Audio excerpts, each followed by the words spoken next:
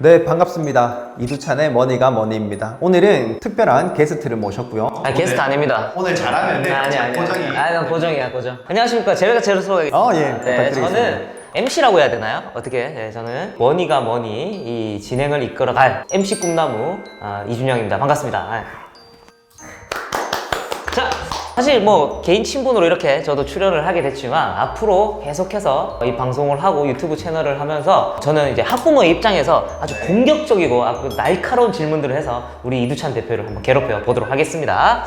감사합니다. 일단 뭐 저희가 올린 영상은 별로 없지만 그 한 두 편 정도 보셨는데 맞습니다. 도움이 됐는지 간단한 소감. 좋습니다. 제가 이제 곧 이제 아이가 유치원을 가는 입장에서 많이 고민했던 부분이었거든요. 그래서 주변에다가 많이 추천을 할 정도로 유익했던 그런 방송이었기 때문에 제가 이렇게 또 선뜻 나설 수 있었고 또 우리 아이에게도 보여줄 수 있는 정말 유익한 교육 방송이라고 생각을 했습니다. 네. 감사합니다. 우리가 이제 아이들이 보려면 좀 더 열심히 해야 될 것 같고 우선은 우리 같이 애들 키우는 학부모님들 위주로 많이 봐주시면 좋을 것 같고 오늘은 이제 크리스마스가 거의 다 되다 보니까 크리스마스 이야기를 해볼까 싶어요. 네네. 지금 사실 고민 많이 되죠? 예. 그렇죠. 아이들 지금 뭐 산타 할아버지 믿습니까? 긴가민가한데 느낌에는 아는 것 같아. 아는 것 같아요. 아는데 그 아는 거를 본인 스스로 굳이 내가 안다라고 할 필요는 없을 것 같고. 왜냐면 안다고 하면 안 줄까봐. 그렇죠, 그렇죠. 저는 아직 애가 이제 곧 5살이 되기 때문에 아직 믿고 있고 네. 하지만 어쨌든 그런 선물을 하기 위해서 아마 어머니들이나 아버님들의 가장 큰 고민 선물에 대한 금액을 어느 정도 책정을 할지 아니면 주변에 선물하거나 아니면 주변에 용돈 족이 되잖아요. 네. 그때 과연 내가 어느 정도로 책정해야 될지 이 부분을 한번 제가 이두찬 대표님께 물어보려고 합니다. 네, 좋습니다. 크리스마스 선물. 여기서 포인트가 굉장히 달라질 것 같아요. 네. 과연 몇 살까지 크리스마스 선물을 줘야 될까? 그쵸. 저희가 한번 대입을 해보면 저희는 언제까지 받았던 것 같죠? 저학년까지, 초등학교 네. 저학년까지 받았던 것 같아요. 맞습니다. 그래서 요즘은 근데 나이를 떠나서도 크리스마스가 되면은 각 집에서 선물 하나씩 이렇게 사주는 문화가 좀 있다 보니까 나이가 뭐 중학생, 고등학생 돼도 요즘엔 선물 하나씩 받는 그런 분위기 같고요. 근데 가장 중요한 시기는 결국은 어린이집 다니고 유치원 다닐 때 행사를 하잖아요. 원에서 네. 행사를 하니까 무조건 나가야 되거든요. 그쵸.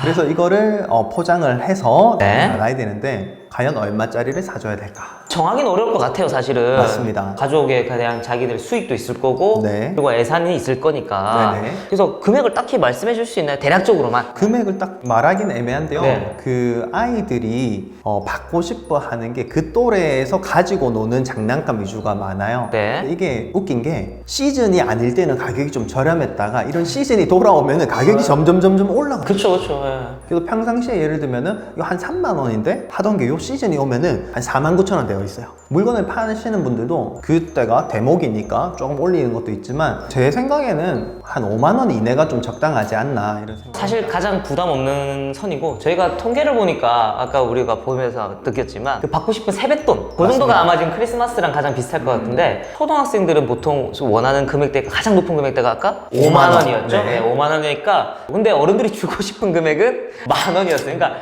갭이 굉장히 크더라고요. 맞아요. 네. 어쨌든 선물이니까 받는 사람이 원하는 금액을 맞춰야 되니까 아마 5만 원 내외에서 여러분들이 좀 고민을 해보시면 될 것 같아요. 그리고 이제 저희가 또 같이 고민했던 부분은 용돈은 요 정도로 주고 그 선에서 용돈을 주던지 선물을 줄 거예요. 네. 자, 하지만 크리스마스가 용돈 주고 선물 주고 끝나는 게 아니에요. 그렇죠. 우리 뭐 해야 되죠, 이제? 파티를 해야죠. 그렇죠. 파티를 해야 되는데 외식도 한번 해야 되고 막 그런 상황에서 그러면 어느 정도 예산을 책정을 해서 우리가 좀 즐겨야 되는지 이 크리스마스라는 거를 그렇죠. 네, 그것도 한번 알려주시겠어요? 이게 크리스마스가 되면은 이제 연말에 돈 나갈 때가 되게 많잖아요. 모임에 나가는 돈도 있고 친구를 만날 수도 있고 크리스마스에 돈을 얼마를 쓸 것인가를 미리 협의를 하는 게 굉장히 중요합니다. 우리가 여름이 되면은 이번에 휴가비를 얼마를 쓸까, 어디를 갈까, 몇 박을 할까에 따라서 이 휴가비가 움직이잖아요. 크리스마스도 마찬가지입니다. 가족들끼리 집에서 뭐 이번에는 좀 조용하게 보내자 이렇게 할 때랑 또 밖에 나가서 외식도 한번 하고 겨울에 필요한 쇼핑도 각자 뭐 하나씩 갖고 싶은 걸 갖기로 한다 이러면은 금액대 굉장히 많이 올라가요. 그래서 가장 중요한 거는 그런 얼마를 쓰겠다라는 게 미리 합의가 되느냐 안 되느냐가 중요합니다.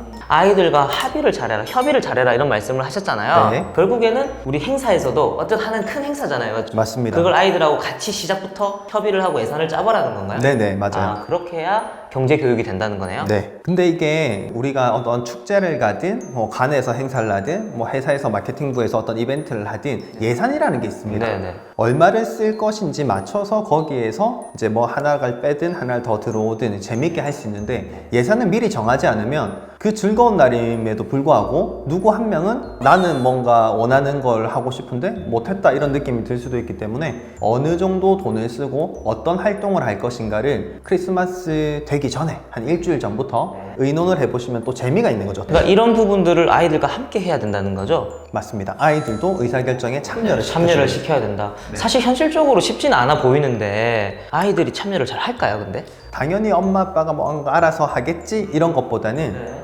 크리스마스 때 뭐 먹을까? 어떤 메뉴 먹을래? 한번 후보를 정해줘. 그럼 우리 가족끼리 투표를 해서 정하자. 이렇게 하죠. 그런 것들. 저는 개인적으로 크리스마스 때 밖에 나가서 이렇게 즐기면 좋겠지만 요즘 워낙 또 코로나 다시 그쵸. 심해지다 맞아요, 보니까 집에서 그냥 가족들끼리 하고 싶은 거 하면서 맛있는 거 먹는 게 좀 좋을 것 같긴 하거든요. 그럼 맛있는 거를 먹는다. 어떤 거 혹시 드시고 싶은 거 있습니까? 크리스마스 때? 크리스마스. 근데 치킨은 너무 일반적이잖아요. 그렇죠. 그래서 뭔가 아쉬워요. 네, 그래도 아이는 뭐 요구르트를 마시더라도 와이프랑 이제 와인에다가 좀 고급스러운 그 고기 종류 뭐 이런 것들 그렇게 좀 많이 예상을 하죠. 맞습니다. 또 이제 겨울철이 되다 보니까 대게 아니면 킹크랩 또 맞아요. 요즘 또 되게 많이 드시잖아요. 이게 솔직히 많이 비싸긴 합니다. 비싸죠. 이런 이벤트 때 한 번씩 또 드시기도 하시니까요. 그런 것도 한번 도전해 보시는 것도 좋을 것 같고 저도 근데 고기를 좋아해서 저도 아마 스테이크를 먹을 것 같습니다. 네, 그쵸. 그럴 것 같아요. 그래서 정리를 하자면은 행사잖아요. 어떤 큰 집안의 행사이기 때문에 이런 행사 때부터 우리 아이들을 같이 끌어들여서 처음부터 끝나는 것까지 경제 교육을 시작하면서 그러면서 의사결정까지 하는 네, 맞습니다. 그런 교육을 해야 된다는 것 같습니다. 그러면서 제가 또 궁금한 거는 이게 이렇게 전문가들이 얘기를 하시면 항상 궁금한 게 본인들 자녀들은 잘하고 있는지 우리 왜 그랬잖아요. 오은영 박사님 보면 맞아요. 그분 자녀는 그러면 잘 키웠을까? 이런 생각 많이 하잖아요. 이두찬 대표님이 지금 애가 지금 2명이죠? 네네. 지금 9살, 7살. 9살. 네. 어떻게 합니까 이렇게 진짜? 네, 용돈 교육 하고 있고요. 네, 네. 네. 근데 아직까지는 좀 어려가지고 네. 막 그렇게 막 완벽하게 잘하진 않는데 이게 연습하는 과정입니다. 네. 그래서 애가 용돈을 받고 그거를 자기가 쓰고 또 잘 썼다 못 썼다 리뷰를 함께 해주시면서 만들어가는 거죠. 자, 그러면 크리스마스 계획을 같이 짤 겁니까? 이번에 같이 짤 계획입니다. 해보고 저희가 결과를 좀 알려주세요. 그러면 네, 우리 알겠습니다.